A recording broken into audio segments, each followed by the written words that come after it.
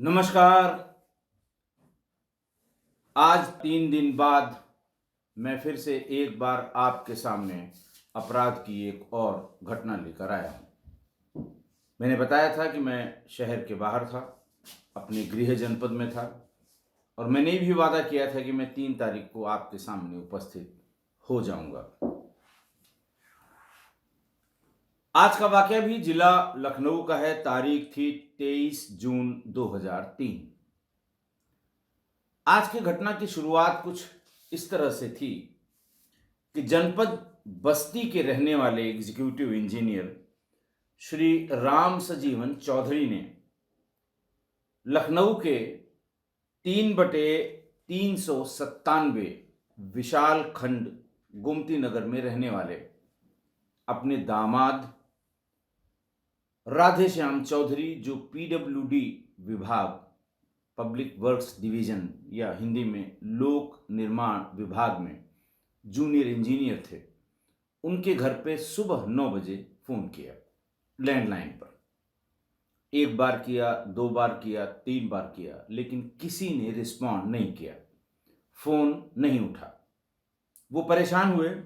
उन्होंने दरअसल उनका पर्पज ये था कि 22 जून 2003 को हाई स्कूल का रिजल्ट आया था, तो वो अपने नाती गौरव के बारे में ये जानना चाहते थे कि उसका रिजल्ट कैसा रहा।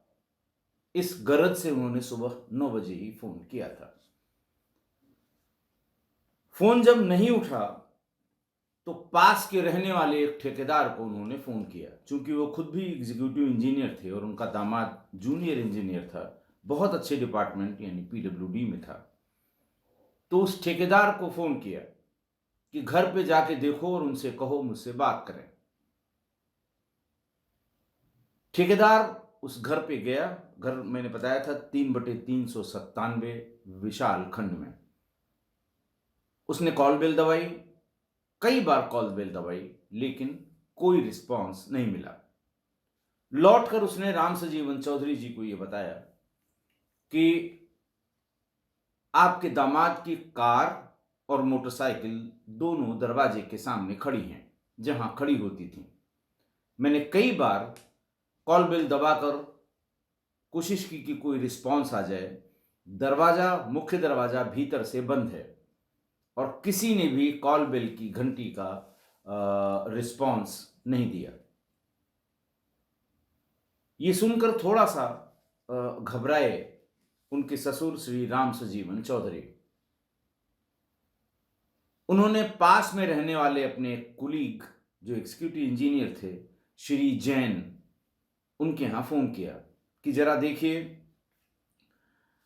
राधे श्याम के घर पे मैंने अभी फलां को भेजा था, बाहर गाड़ी दोनों खड़ी है, दरवाजा भीतर से बंद है और कॉल बेल को रिस्पॉन्स करने वाला कोई नहीं लग रहा है। जैन साहब की छोटी बेटी एक घर में उपस्थित थी जिसने फोन उठाया था और बेटी ने बताया कि मैं अकेले हूं, मैं घर का ताला भी नहीं बंद कर पाऊंगी, मैं जाकर खुद नहीं देख सकती, पापा जब आएंगे तो मैं आपकी बात करा दूंगा। खैर, थोड़ी देर में करा दूंगी, थोड़ी देर में जैन साहब भी आ गए। उन्होंने फोन मिलाया, राम सजीवन चौधरी जी से बात की, उन्होंने अपनी समस्या बताई। उन्होंने कहा, साहब ऐसा है कि मैं बच्चे को तो भेजूंगा नहीं, जब मैं निकलूंगा जाऊंगा तो देख के बता दूंगा। कुछ टाल मटोल जैसी बात जब राम सजीवन चौधरी जी को लगी और दिन में और शाम को 6 बजे तक 20 बार फोन मिलाने पर भी किसी ने नहीं उठाया, तो वो परेशान हो गए। उन्होंने शाम को 6 बजे अपने लड़के राजेंद्र चौधरी को कहा कि तुम जाओ वहां पर और अपने बहन बहनोई के घर पे देखो क्या मामला है, फोन क्यों नहीं उठ रहा है और दरवाजा भीतर से कैसे बंद है। बेटी का बाप होने के नाते उनकी परेशानी जायज थी। राजेंद्र चौधरी तुरंत वहां से निकलकर लखनऊ आ गया, लेकिन आते आते उसे रात के 11 बज गए। उसने भी घर को खटखटाया, कॉल बेल दबाई। गाड़ी जो उनकी खड़ी है उसको अच्छी तरह पहचानता था, आगे पीछे से देखा, गाड़ी उन्हीं की थी, लेकिन किसी ने दरवाजा नहीं खोला। परेशान हो गया, गोमती नगर थाने पर गया और बताया कि ऐसे ऐसे मेरे बहन बहनोई और उनके 4 बच्चे भीतर रहते हैं। कॉल बेल दबाने पर कोई रिस्पांस नहीं आ रहा है, गाड़ियां दोनों बाहर उनकी खड़ी हैं। इंस्पेक्टर गोमती नगर को भी कुछ अजीब सा महसूस हुआ। उसको साथ लेके वो मकान पर पहुंच गए। जैसा मैंने बताया था कि 3/397 विशाल खंड। उन्होंने भी कॉल बेल दबाई, कोई रिस्पांस नहीं आया। फाइनली फिर आसपास के लोगों को इकट्ठा करके दरवाजे को तोड़ा गया। घुसते ही इंस्पेक्टर को भी और राजेंद्र चौधरी की भी चीख निकल गई।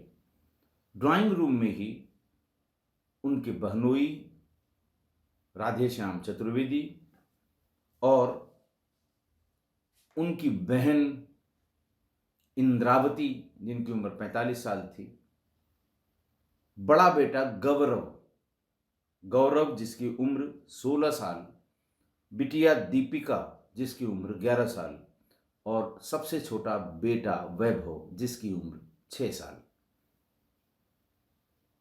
ये 5 लोग उसी ड्राइंग रूम में अलग अलग जगह पर पड़े हुए थे। 5 लोगों के बॉडी से निकलने वाला खून, उसमें जो नीचे कालीन बिछी हुई थी वो भी बुरी तरह से खून में से लथपथ हो गई थी। पूरे फर्श पे खून ही खून था। अजीब बात यह थी कि वहां पर 9mm पिस्टल के 20 कारतूस पूरे कमरे में इधर उधर बिखरे हुए थे। इसे देखकर एसओ के भी ये समझ में आया, इंस्पेक्टर गोमती नगर के, कि कोई गंभीर घटना हुई है।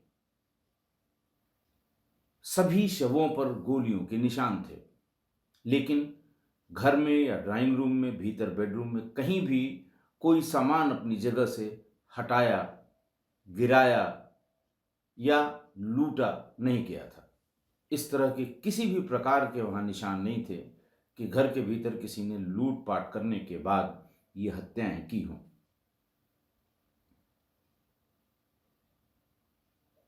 किसी के कुछ समझ में नहीं आ रहा था कि आखिर हुआ कैसे होगा।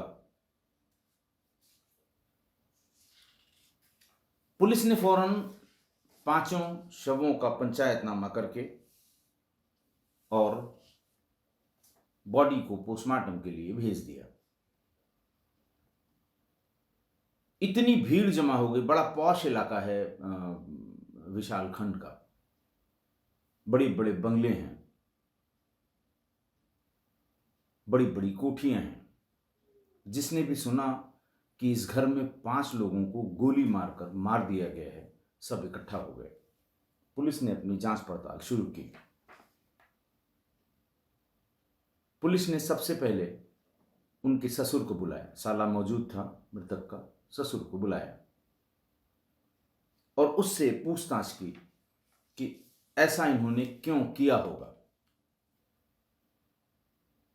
पोस्टमार्टम रिपोर्ट में शाम तक ये आ गया कि पत्नी और तीनों बच्चों के शव पर मिलाकर कुल 20 गोलियां मारी गई।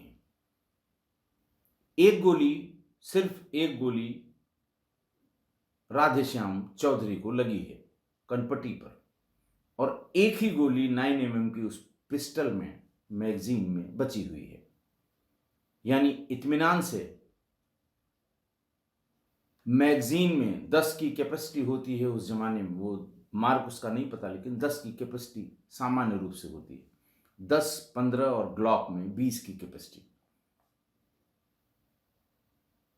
अगर 15 की भी कैपेसिटी की वो पिस्टल रही होगी, 15 कारतूसों के, तब भी एक बार मैगजीन खाली होने के बाद दोबारा उसमें भरा गया होगा और तब फिर गोली मारी गई होगी। अच्छे से देखने पर वहां पर 4 कप दिखाई दिए। 4 कप में चाय पी गई थी। सैंपल लिए गए, सारे सैंपल लिए गए, फॉरेंसिक्स की टीम बुलाई गई। वहाँ पर जो चीज़ें थीं, जो फिंगरप्रिंट थे, बैलिस्टिक के एक्सपर्ट्स को बुलाया गया। जितने खोखे कारतूस यानी इम्प्टीज थे उनको इकट्ठा किया गया।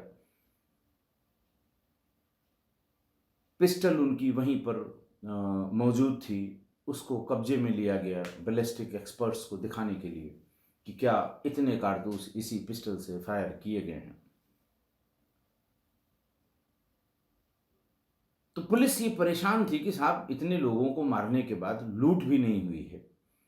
लेकिन पोस्टमार्टम रिपोर्ट आने के बाद थोड़ा थोड़ा पुलिस को भी क्लियर होने लगा कि संभवतः इसने अपने परिवार को चाय में या किसी पेय पदार्थ में कोई नींद की गोली मिलाकर पहले उन्हें बेहोश कर दिया, फिर एक एक करके इत्मीनान से उनको गोली मारी और अंत में अपने आप को गोली मार ली। विसरा प्रिजर्व कराया गया सबका, और कप में मिले हुए जो शेष उसमें चाय, किसी में 10 बूंद, किसी में 15 बूंद, उसको इकट्ठा करके उसे भी फॉरेंसिक साइंस लैब में भेज दिया गया।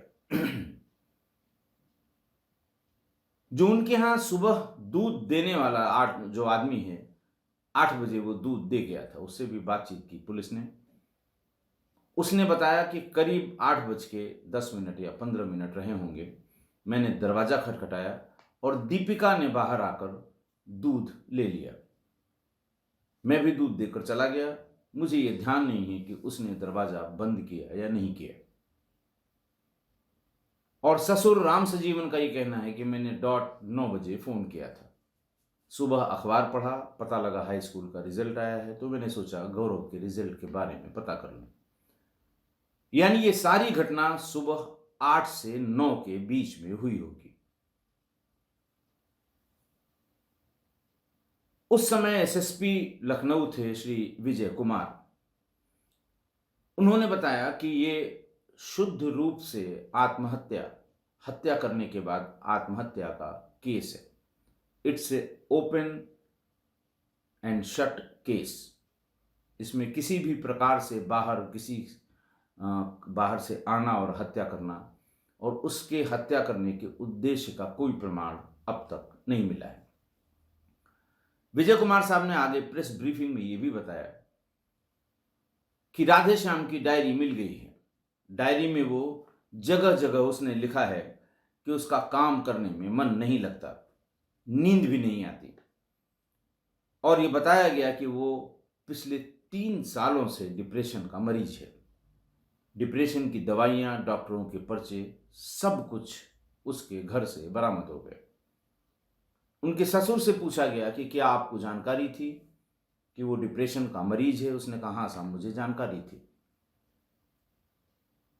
और जैसे ही वो डिप्रेशन उसका शुरू हुआ, सबसे पहले उसने इलेक्ट्रो होम्योपैथी के किसी डॉक्टर से संपर्क किया।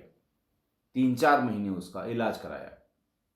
ये भी बताया कि शुरू में लगा कि कुछ फायदा हो रहा है, लेकिन बाद में कोई फर्क नहीं पड़ा।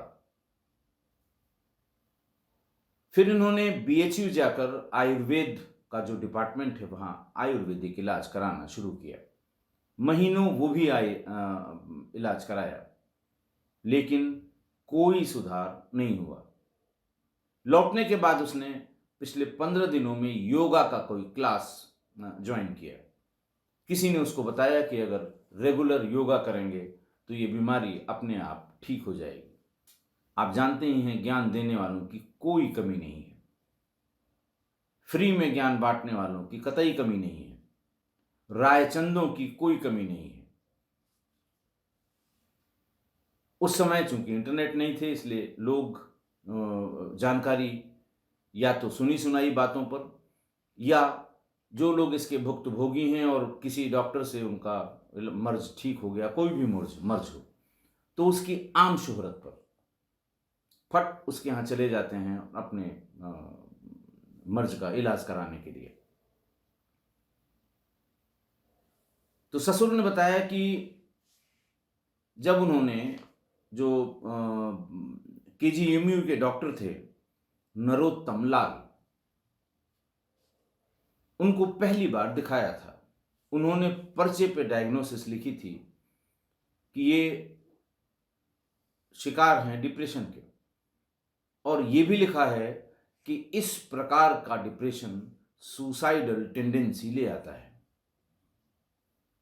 उन्होंने ये भी उनकी पत्नी को राय दी थी कि इन्हें अकेले न छोड़ा जाए, क्योंकि इनके अंदर सुसाइडल टेंडेंसी है। पत्नी ने यह बात अपने पिता को बताई।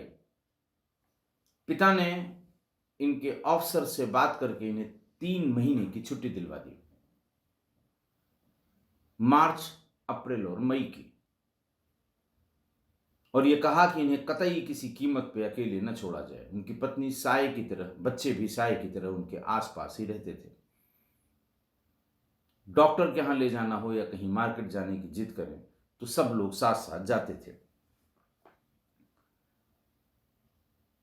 लंबी छुट्टी से वो इस घटना यानी 23 जून 2003 के सिर्फ 3 दिन पहले ही उन्होंने अपना कार्यालय ज्वाइन किया था, क्योंकि उसके बाद छुट्टी मिलने में फिर मेडिकल लीव ही नहीं मिल पाती, इसलिए उन्होंने ज्वाइन कर लिया था।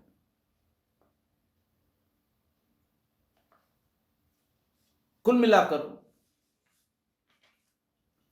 हत्या की संभावना बिल्कुल नहीं थी। विसरा रिजर्व कर लिया गया। चाय के कप का जो भी मटेरियल था उसको फॉरेंसिक साइंस लैब भेज दिया गया केमिकल एनालिसिस के लिए। मौके पर SSP Vijay Prakash, CO Gomti Nagar, inspector Gomti Nagar, SP city, trans Gomti area, ये सब पहुंच गए। 5 लोगों के शव देखकर जितने मुंह उतनी बातें वहां सुनने को मिली कि इसको भी देख लिया जाए, इस एंगल को भी देख लिया जाए, ऑफिस का देख लिया जाए। उन्हीं रायचंदों ने, फ्री में राय देने वालों ने ये सब बातें बताई, लेकिन पुलिस इस निष्कर्ष पर पहुंच गई थी कि डिप्रेशन की वजह से इन्होंने बच्चों को मार के, पत्नी को मार के खुद आत्महत्या कर ली। आज की घटना, एक पढ़े लिखे और प्रतिष्ठित विभाग में जेई की नौकरी करने वाले व्यक्ति ने खुद को और अपने पूरे परिवार को, जिसमें 6 साल का एक मासूम बच्चा भी था, उनका ही बेटा था, इन सब की गोलियां मारकर हत्या कर दी और फिर खुद को गोली मार ली। डॉक्टर्स जो इलाज करा, जिन्होंने पहला इलाज शुरू में किया था, डॉक्टर नरोत्तम दास ने, केजीएमसी के, केजीएमयू के, उन्होंने सुसाइडल टेंडेंसी के बारे में बता दिया था। बात ये नहीं समझ में आई कि उनके बताने के बाद मृतक ने, राधेश्याम चौधरी ने मेडिकल की तमाम विधाओं में अपना इलाज कराया। इलेक्ट्रो होम्योपैथी, योगा, लेकिन एलोपैथी का सिर्फ एक पहला केजीएमसी का जो पर्चा था, उनका जो प्रिस्क्रिप्शन था, उसके सिवा कोई भी सस्टेन्ड इन्वेस्टिगेशन या कोई और दूसरी दवा का कोई पर्चा एलोपैथी का नहीं मिला। खैर, ये उनकी व्यक्तिगत चॉइस है, वो जहां चाहें इलाज करा सकते हैं। उनके ससुर ने बताया कि उनकी पत्नी, मैंने और बड़े बेटे ने पास के एक नर्सिंग होम का बार बार उनसे जिक्र किया कि आप क्यों नहीं इस नर्सिंग होम में दिखा लेते हैं, क्यों इधर उधर के लोगों से राय लेकर और अपने मन से इनका, अपनी मनपसंद जो ब्रांच है जिसके बारे में लोग कहते हैं वहाँ इलाज करा रहे हैं। लेकिन उनके जिद के आगे कोई कुछ नहीं कर सका। जैसा कि मैंने बताया कि अगर आज का ज़माना होता, ये इंटरनेट होता, तो उनके कोलीग, उनकी पत्नी, उनके ससुर, वो बेहतर इलाज के विकल्प जरूर तलाश लेते हैं, क्योंकि वो जो कर रहे थे या उस जमाने में जो भी कर रहा था, जो इस तरह के टिपिकल बीमारियों के इलाज के बारे में, वो पहले पता करता था कि ये बीमारी किसको थी कैसे ठीक हुआ? तो वही आम शोहरत और दूसरों की बताई हुई बातों पर लोग इलाज कराया करते थे। ससुर ने यह भी बताया कि जब डॉक्टर ने यह सलाह दी कि इन्हें अकेले कतई मत छोड़िएगा, उसी के बाद से उनकी पत्नी और बच्चे साये की तरह उनके साथ रहने लगे। और उन्होंने ही सिर्फ इसलिए कि ये कहीं और न जाए, अकेला न हो, छुट्टी भी दिलवा दी।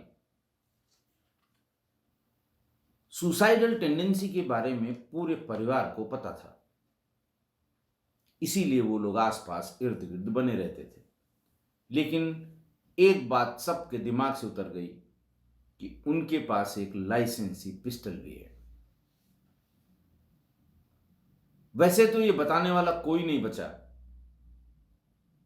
कि उसने पत्नी और बच्चों को क्यों मारा, लेकिन जो अनुमान था पुलिस का वो ये था कि पत्नी और बच्चे चूंकि साए की तरह उसके साथ रह रहे थे, दवा का असर नहीं हो रहा था, उसे अपनी मनमानी यानी सुसाइडल टेंडेंसी में जो वो सुसाइड करना चाह रहा था वो सुसाइड नहीं कर पा रहा था।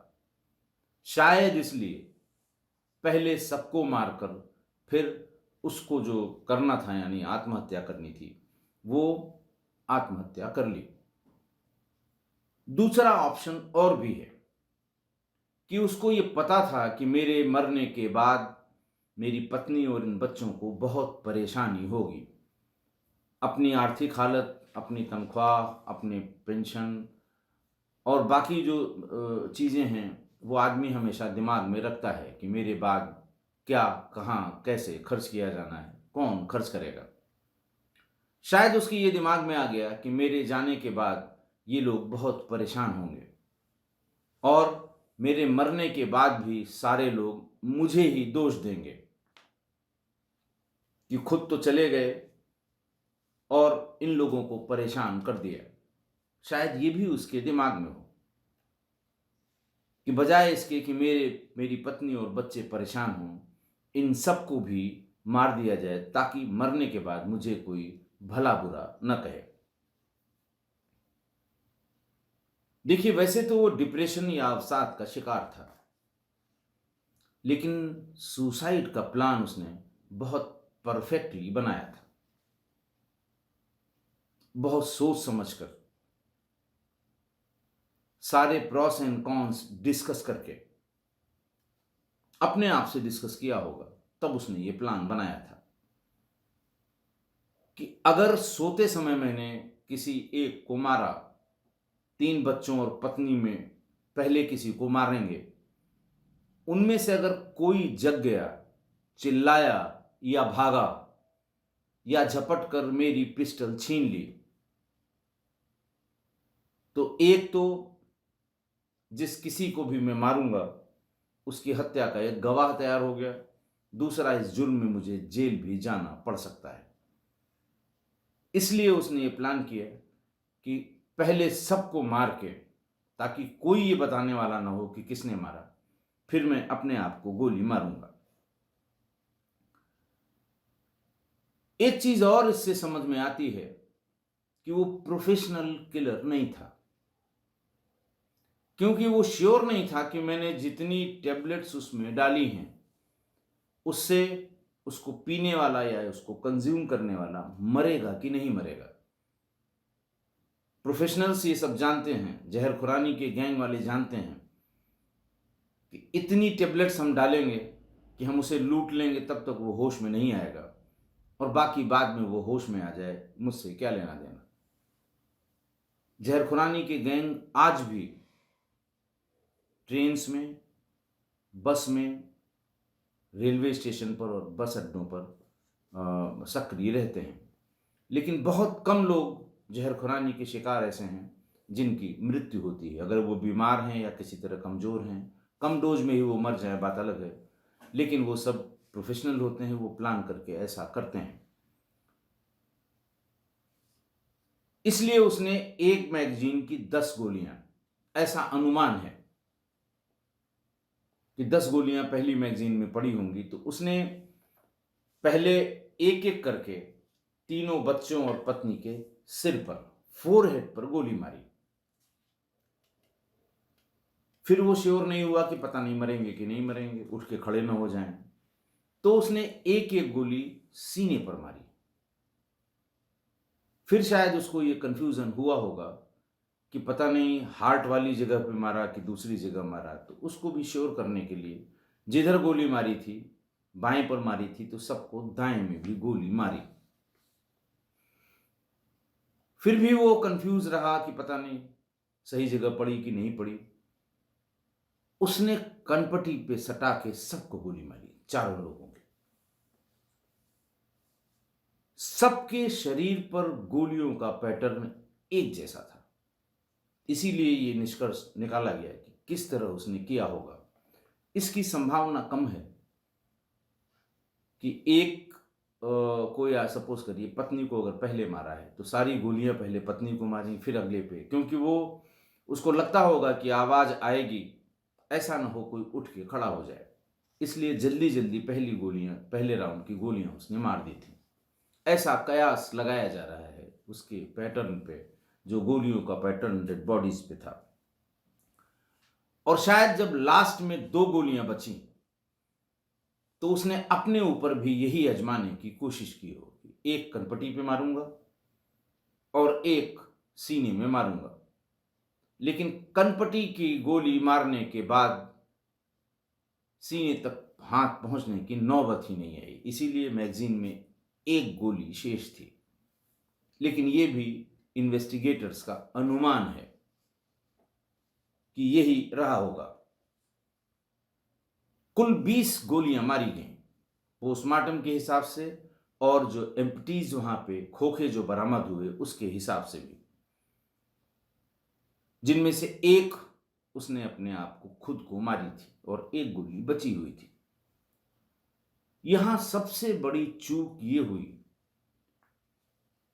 कि घर पर उसके पास पिस्टल थी और उसी के कब्जे में थी। यही चूक घर वालों से हुई कि उस पिस्टल को उसकी पहुंच से बाहर कर देना था। और आप सभी के लिए ये सलाह भी है, ये मेरे एक्सपीरियंस के साथ जो मुझे जानकारियां हैं वो मैं शेयर भी करना चाहता हूं कि अगर इस घर में किसी को भी डिप्रेशन है, सुसाइडल टेंडेंसी के बारे में डॉक्टर ने बताया है, या अचानक कोई आदमी कुछ दिन से परेशान है, घर का सदस्य कोई भी हो, और आपके घर में कोई आम लाइसेंसी आर्म है, कोई भी पिस्टल हो, रिवॉल्वर हो, राइफल हो, एक नली हो, दो नली हो, कृपा करके उसे किसी भी सदस्य के रीच से बाहर रखें, ताले में रखें, चाबी किसी जिम्मेदार आदमी के पास रख दें। यह भी नहीं हो सकता तो सारे कारतूस इकट्ठा करके उन्हें कहीं छिपा दें, उसे ताले चाबी में बंद कर दें। लेकिन ये किसी की रीच में नहीं होना चाहिए। अगर आपके यहाँ किसी कोई डिप्रेशन में है और उसकी सुसाइडल टेंडेंसी है, सेफ में रख लें, अलमारी में ताले में बंद कर दें। क्योंकि आप देखिएगा, आप अपने आसपास पिछले 15-20 सालों में नजर दौड़ाइए, ऐसा कोई मोहल्ला, कम से कम शहर का या देहात में कोई ऐसा एरिया नहीं होगा जहां लोगों ने अपने लाइसेंसी हथियार से खुद को गोली न मारी हो।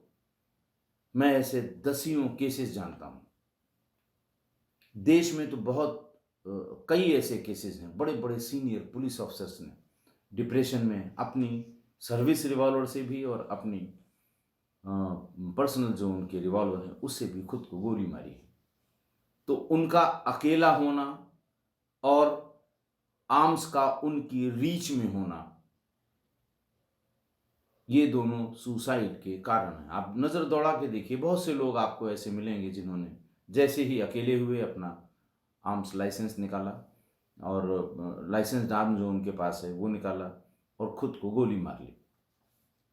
इसलिए घर में, परिवार में, जानकारी में, रिश्तेदारी में अगर आपको पता लगे कि कोई डिप्रेशन में है, अवसाद में है, मानसिक स्थिति बहुत अच्छी नहीं है, डॉक्टर्स बताते हैं कि इन्हें सुसाइडल टेंडेंसी है, तो कृपा करके उनकी रीच से किसी भी तरह के लाइसेंस्ड या अनलाइसेंस्ड आर्म से दूर रखें, वरना बाद में सिवा पछताने के कुछ भी नहीं रह जाएगा। आशा है आप मेरी इस बात से सहमत होंगे। अगर सहमत नहीं हैं तो हमें हमारी मेल आईडी पर जरूर लिखें। मेल आईडी बहुत दिन से नहीं दी है, मैं एक बार फिर रिपीट करता हूँ। Rajesh Pandey 61 RAJESHPANDEY 61 @gmail.com। आज के लिए बस इतना ही। बहुत बहुत धन्यवाद।